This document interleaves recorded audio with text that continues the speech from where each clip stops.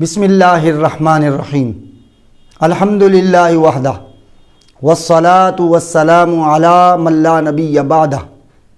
معزز و محترم سامعین و ناظرین، السلام علیکم ورحمۃ اللہ وبرکاتہ۔ ایک گڈریا اور چرواہا جنگل میں اپنی میمنے اور بکریاں چراتا تھا۔ تو ایک دن وہ معمول کے مطابق اپنی بکریاں چرا رہا تھا تو وہاں اسے ایک شیر کا بچہ ملا۔ شاید اس کی ماں مر گئی ہوگی، تو وہ اس نے اپنے میمنوں کے ساتھ یعنی بکری کے بچوں کے ساتھ وہ شیر کے بچے کو بھی اٹھا کر گڈریا اپنے ساتھ لے آیا۔ اب وہ شیر کا بچہ بکریوں میں پلنے لگا۔ بکریاں ممیاتی تھیں تو یہ شیر بھی ممیاتا تھا۔ کہنے کا مقصد یہ ہے کہ شیر اپنا تشخص بھول بیٹھا اور بکریوں کے ساتھ ساتھ رہ کر وہ بکریوں کی طرح ممیانے ہی لگا۔ حتیٰ کہ وقت گزرتا گیا، شیر بڑھتا گیا، لیکن وہ اپنی خو اور خصلت بھول چکا تھا، جو اس کی اصلی خو اور خصلت تھی، چونکہ وہ بکریوں کے ساتھ رہتا رہا۔ تو ایک دن ایک شکاری نے دیکھا کہ وہ ایک شیر بکری کے بچوں کے ساتھ چل پھر رہا ہے اور ممیا رہا ہے۔ بکریاں ممیاتی تھیں اور یہ بھی میں کرتا۔ تو اس شکاری نے شیر کو کہا کہ بھئی تم یہ کن چکروں میں لگے ہوئے ہو؟ تم تو شیر ہو، تمہارا بکریوں کے ساتھ کیسا گزر بسر؟ بکریاں تو تمہاری خوراک اور تمہارا شکار ہوا کرتی ہیں۔ لیکن اس نے میں کر کے جواب دیا۔ تو پھر اس شکاری نے ایسا کیا، اس شیر کو کان سے پکڑ کر ایک کنویں کے کنارے پر لے آیا اور اس کی گردن پکڑ کر اس کے منہ کو پانی کی طرف کیا، اور جو ہی شیر نے اپنا حقیقی چہرہ دیکھا تو اس کی وہ خو و خصلت جو بکریوں کے ساتھ رہ کر بھول چکا تھا، تو اسے اپنی حقیقت یاد آ گئی کہ وہ تو ایک شیر ہے، اور فوراً وہ بکریوں میں ریوڑ میں آ کر اپنے خصلت اور فطرت اور حقیقت کے مطابق اس نے 2-4 بکریاں چیر پار کر کھا لی۔ اس بات کو بیان کرنے کا مقصد یہ ہے کہ آج مسلمان قوم بھی اپنی حقیقت، اپنی خو و خصلت، اپنا بام عروج بھول چکی ہے۔ اس کی وجہ یہ ہے کہ اس وقت جب یورپ اور عالم مغرب جہالت کی تاریکیوں میں سرتا پا ڈوبا ہوا تھا، اس وقت علم کی روشنی مسلمانوں کے درمیان مینار نور کی طرح چمکا کرتی تھی۔ آج ہم یہ عرض کرنا چاہتے ہیں کہ مسلمان کو اپنی اس حقیقت سے آج کی یہ گفتگو اور آج کا یہ کلپ اس بات پر ہے کہ ہم مسلمان کو اس طرح جس طرح اس شکاری نے اس پانی کے آئینے میں شیر کو اپنی حقیقت دکھائی تو وہ سمجھ گیا کہ وہ ایک شیر ہے، تو مسلمان بھی ہمارے اس گفتگو کے آئینے میں اپنے حقیقی چہرے کو پہچانیں کہ مسلمان وہ ہے کہ اسلام ایک دین علم و حکمت ہے۔ اسلام کا پہلا سبق ہی اقرا ہے۔ اللہ سبحانہ و تعالیٰ نے فرمایا الرحمن علم القرآن خلق الانسان علمہ البیان، کہ رحمان وہ ہے جس نے اپنے حبیب اپنے رسول کو قرآن سکھایا، اور جس نے انسان کو تخلیق کیا اور اسے بیان سکھایا۔ رسول اکرم صلی اللہ تعالیٰ علیہ وسلم نے بھی صفہ کے چبوترے پر پہلا مدرسہ اور پہلا دار الدرس قائم فرمایا، اور وہاں صفہ کے چبوترے پر بیٹھے ہوئے اصحاب کو علم سکھایا۔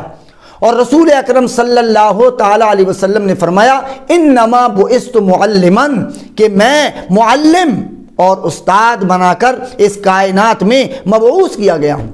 اس صفہ پہ چبوترے پر جو متعلم تھے اور معلم کائنات جناب رسول اللہ صلی اللہ علیہ وسلم سے علم سیکھنے والے ابو بکر و عمر، عثمان و علی، ابو ہریرہ، عبداللہ ابن مسعود، عبداللہ ابن عباس جیسے جلیل القدر اصحاب حضور علیہ الصلوۃ والسلام سے تعلیم حاصل کرتے تھے۔ حضرت کعب رضی اللہ تعالی عنہ بیان کرتے ہیں کہ لوگو تم قرآن کو لازم تھام لو، پکڑ لو، کیونکہ وہ عقل کی فہمائش اور حکمت کی روشنی اور علم کا سرچشمہ ہے۔ سنن دارمی میں یہ بات موجود ہے حضرت کعب رضی اللہ تعالیٰ عنہ کے حوالے سے۔ اور آپ جانتے ہیں کہ حضرت آدم علی نبینا علیہ الصلاۃ والسلام کو کس بات پر فضیلت حاصل تھی؟ اس کی وجہ یہ تھی اللہ تبارک و تعالیٰ نے حضرت آدم علیہ السلام کو اشیاء کا الاسماء، اشیاء کے ناموں کا علم سکھایا۔ قرآن نے کہا وَعَلَّمَ آدَمَ الْأَسْمَاءَ۔ رسول اکرم صلی اللہ تعالیٰ علیہ وسلم معلم کائنات بن کر آئے۔ اللہ تبارک و تعالیٰ نے فرمایا کہ انما یخشی اللہ من عبادہ العلماء، کہ بے شک اللہ سے ڈرنے والے اس کے بندوں میں سے جو علماء ہیں وہ اللہ سبحانہ و تعالیٰ سے ڈرتے ہیں۔ ترمذی شریف میں حدیث رسول اکرم صلی اللہ تعالیٰ علیہ وسلم نے فرمایا کہ جو علم کے راستے پر چلا اللہ سبحانہ و تعالیٰ اس کے لیے جنت کا راستہ آسان فرما دے گا۔ اب میں آپ کو اس روشن آئینے میں، چمکتے ہوئے آئینے میں، علم کے آئینے میں مسلمانوں کی وہ تصویر دکھاتا ہوں جس سے آج کے جوان کو سمجھنا چاہیے کہ دیکھیے علامہ ابن جوزی نے ابو الوفا ابن عقیل کے حوالے سے لکھا کہ انہوں نے 80 فنون پر مختلف فن پر انہوں نے کتابیں لکھی، اور ان میں سے ایک کتاب 800 جلدوں پر مبنی تھی۔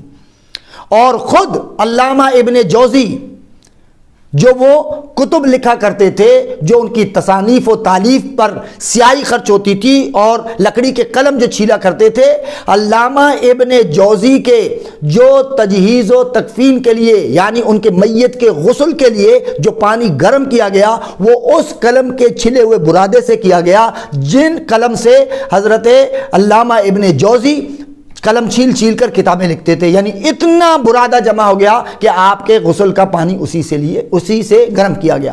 امام غزالی رحمت اللہ تعالی علیہ نے 78 موضوعات پر کتابیں لکھی، اور یاقوت التاویل ان کی ایک تصنیف ہے، وہ 40 جلدوں پر ہے۔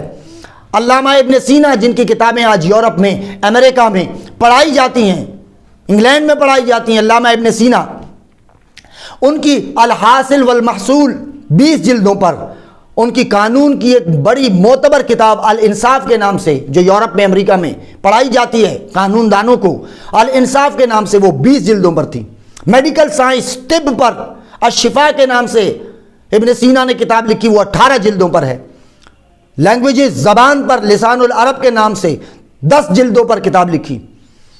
ایک وقت تھا جامعہ نظامیہ کے اندر 30 لاکھ کتابیں رکھی ہوئی تھیں، اور آج کا جوان اور مسلمان ہمارے یہاں وہی میکاویلی کا پرانا تعلیمی نظام جو انسان کو ذہنی غلام بناتا ہے۔ ہم منہ ٹیڑھا کر کے انگریزی بولتے ہیں، ہم انگریزی کے مخالف نہیں ہیں۔ اس وقت پوری دنیا کے اندر اسلام کا پیغام عام کرنے کے لیے بھی انگریزی سیکھنا ضروری ہے، لیکن اس کے لیے یہ ضروری نہیں ہے کہ ہم ذہنی غلام بن جائیں، اس کو ایک بدور زبان کے سیکھیں، اور ورنہ یہ سارے علوم و فنون پہلے مختلف زبانوں میں تھی۔ آج ان انگریزوں نے ان کتابوں کو کنورٹ کر دیا۔ میں آپ سے معزز ناظرین صحیح بات عرض کر رہا ہوں کہ اندلس، اسپین کے اندر ایک وقت ایسا گزرا کہ بازاروں کے اندر اتنے علماء، انجینئرز، ڈاکٹرز اور قانون دان، یہ ایسے اہل علم، مفسر، مجتہد، فقیہ، یہ بازار سے جب گزرے تھے تو یہ کاندھوں سے کاندھے ملا کر چلتے تھے، اور اس وقت یورپ کا یہ حال تھا کہ ان کے سر سے لے کر کمر تک جوئیں چلا کرتی تھی، نہ انہیں کوئی استنجا کا پتہ تھا اور نہ انہیں غسل کا پتہ تھا، انہیں نہانا تک نہیں آتا تھا۔ یہ مسلمانوں نے سب سکھایا۔ ورنہ آپ انسائکلوپیڈیا بریٹانیکا کو آپ دیکھ لیں، غلام جیلانی برق نے یورپ پر اسلام کے احسانات میں انسائکلوپیڈیا اور بریٹانیکا کے حوالے سے سارے ریفرنسز دے کر یہ باتیں درج کی ہیں۔ اور یا ہمارے یہاں اسکول کالجز میں وہی پرانا نظام جو انسان کو ذہنی غلام بنانا چاہتا ہے۔ تو ہمیں ضرورت اس امر کی ہے کہ ہم یہ جو ہمارے بزرگ، ہمارے اسلاف کتابیں لکھ گئے ان کا مطالعہ کریں۔ اور جیسے میں نے عرض کیا کہ جامعہ نظامیہ کے اندر ایک لائبریری تھی جہاں 30 لاکھ کتابیں تھیں، وہاں لائبریری کے اندر 10,000 کرسیاں لگی ہوئی تھیں اور وہاں لوگ مطالعے کے لیے آتے تھے۔ آج کے نوجوان کے ہاتھ میں بس ایک موبائل ہے، صبح اٹھتا ہے تو وہ فیس بک کھولتا ہے، رات کو سوتا ہے تو آخری مرتبہ فیس بک دیکھ کر سو جاتا ہے، اور باقی کتابوں کے انبار۔ آج پوری اسلامی دنیا کے اندر اتنی یونیورسٹیز نہیں ہیں جتنی یونیورسٹیز ٹوکیو کے اندر، جاپان کے اندر ہیں۔ اور اسی لیے اقبال نے تڑپ کر کہا کہ آہ وہ علم کے موتی کتابیں اپنے آبا کی، انہیں دیکھیں جو یورپ میں تو دل ہوتا ہے اسی بارہ۔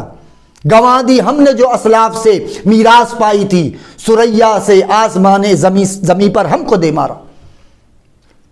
اقبال کہتا ہے وہی دیری نہ بیماری، وہی نامحکمی دل کی، علاج اس کا وہی آب نشاد انگیز ہے ساکی، اٹھانا پھر کوئی رومی عجم کے لال ہزاروں سے، وہی آب و گلے ایران وہی تبریز ہے ساقی۔ لیکن پھر اقبال کہتے ہیں نہیں ہے نا امید اقبال اپنی کشت ویراں سے، ذرا سی نم ہو تو یہ مٹی بڑی زرخیز ہے ساقی۔